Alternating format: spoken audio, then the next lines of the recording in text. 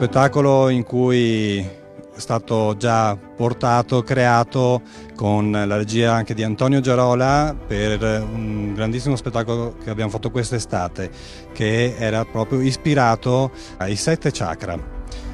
Noi ci siamo ispirati con il chakra arancio, il chakra della passione, della passionalità, ma non quanto una passionalità carnale, ma quella che è proprio la spiritualità dell'anima. È un viaggio proprio nei colori dell'anima, e questo è quello che abbiamo portato con Francesca al gala quest'anno.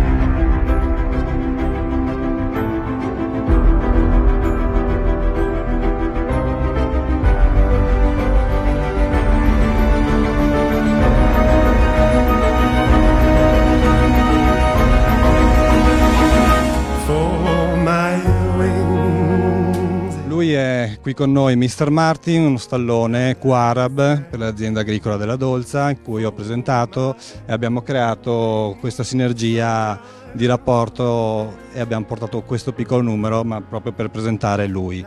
Facciamo libertà, facciamo semplicemente quello che ci sentiamo, è il nostro modo di esprimere, di stare insieme, il piacere proprio di goderci questi momenti.